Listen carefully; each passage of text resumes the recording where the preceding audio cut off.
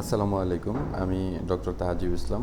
আজকে আমরা শর্টলি কিছু জিজ্ঞাসা নিয়ে আলোচনা করব। আমাদের কাছে রুগীদের কিছু জিজ্ঞাসা থাকে, যেরকম যখন একটা পেশেন্ট জানতে পারে যে তার যক্ষ্মা হয়েছে, সে এত বেশি আতঙ্কিত হয়ে পড়ে যে তার হয়তো জীবনই এখানে শেষ হয়ে যাচ্ছে। এটা আমাদের আগে একটা ধারণা ছিল যে হ্যাঁ, যক্ষ্মা হলে মানুষ আসলে বাঁচতে পারে না বা মানুষের হাইউ নিয়ে একটু কথা আছে। তো এটা বর্তমানে এরকম না, এটা কিউরেবল, এটা চিকিৎসা আছে। যথাসময়ে যথা ডিউরেশনে যদি মানুষ চিকিৎসা নেয় তাহলে এটা থেকে আসলে মানুষ সুস্থ হতে পারে পরিপূর্ণভাবে। তো এটা নিয়ে কথা বলা গিয়ে বেসিক্যালি জানতে হবে যক্ষ্মা কী। আসলে যক্ষ্মা কাদের হয়? যাদের হচ্ছে শরীরের রোগ প্রতিরোধ ক্ষমতা কমে যায় তাদের এই যক্ষ্মা হয়। যক্ষ্মা বেসিক্যালি একটা ব্যাকটেরিয়া দ্বারা আক্রান্ত হয়। এই ব্যাকটেরিয়ার নাম হচ্ছে মাইক্রোব্যাকটেরিয়াম টিউবারকুলোসিস। তো মানুষের যখন শরীরে রোগ প্রতিরোধ ক্ষমতা কমে যায় তখন এই ব্যাকটেরিয়া আমাদের আক্রমণ করে। বেসিক্যালি যক্ষ্মা বলতে আমরা বুঝি যে হ্যাঁ, আমাদের শুধু ফুসফুসে যক্ষ্মা হয়েছে। না, যক্ষ্মাটা অনেক জায়গাতে হতে পারে। প্রাইমারিলি আমাদের ফুসফুসেই হয়, তার পরবর্তীতেও আমাদের স্কিনে হইতে পারে, নাড়িভুঁড়িতে হইতে পারে, কিডনিতে হইতে পারে, হাড্ডিতে হইতে পারে, কিন্তু মেনলি আমাদের ফুসফুসেই হয়।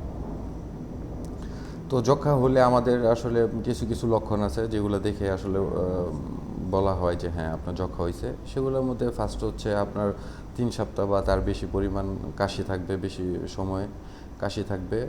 তারপর হচ্ছে আপনার শরীরের ওজন অতি দ্রুত অস্বাভাবিকভাবে কমে যাবে, যার কোনো আসলে ব্যাখ্যা হয় না যে এই কারণে ওজন কমে যাচ্ছে।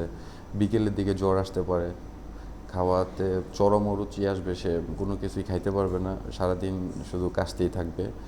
তো এই ধরনের লক্ষণগুলো যদি দেখা যায় তাহলে অবশ্যই তাকে ইনভেস্টিগেশনের আওতায় নিয়ে আসতে হবে। তার একটা সিবিসি একটা টেস্ট করতে হবে সিম্পলি, আর একটা চেস্ট এক্স রে করতে হবে। চেস্ট এক্স রে দেখার পর যদি মনে হয় তার প্রবলেম আছে, তখন হচ্ছে আমরা তার স্পুটাম বা কফ পরীক্ষা করতে দিই। তারপরে ইভ্যালুয়েশন হয় যে হ্যাঁ, তার যক্ষ্মা হয়েছে। তো যক্ষ্মা হলে বেসিক্যালি ভয় পাওয়ার কিছু নাই, এটা নিরাময়যোগ্য। ডায়াগনোসিস হওয়ার পর অবশ্যই 1 থেকে 6 মাসের মতো ওষুধ খাওয়া লাগতে পারে, কারো কারো ক্ষেত্রে 9 মাসও লাগতে পারে। বাট ওষুধটা অবশ্যই নিয়মিত খেতে হবে। আজকে খাইলাম, কালকে খাইলাম না, 5 মাস খাইলাম, 6 মাস খাই, আর 1 মাস খাইলাম না, তাহলে হবে না।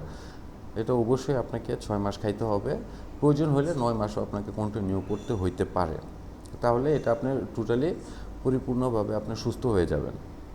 এবং যখন আপনার যক্ষ্মা শনাক্ত হবে তখন অবশ্যই পরিবার থেকে আপনাকে দূরে থাকতে হবে, একটু দূরত্ব বজায় রাখতে হবে, মাস্ক পরিধান করতে হবে। যেখানে সেখানে আপনি হাঁচি, কাশি, থুতু এগুলো ফেলতে পারবেন না।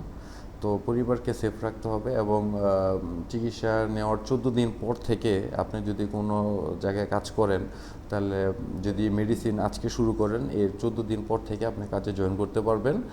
এতে তখন আর যক্ষ্মা একজন থেকে অন্যজনে ছড়াবে না, তখন আপনি চিকিৎসাধীন থাকবেন। বাট আপনাকে অবশ্যই ফুল কোর্স কমপ্লিট করতে হবে, না হলে পরবর্তীতে এই ওষুধে আপনার আর কোনো কাজে আসবে না এবং এটার কোনো চিকিৎসাও হবে না। সো আমাদের সকলেই এই বিষয়ে সচেতন থাকতে হবে। এটা সতর্কতার সাথে আমরা যদি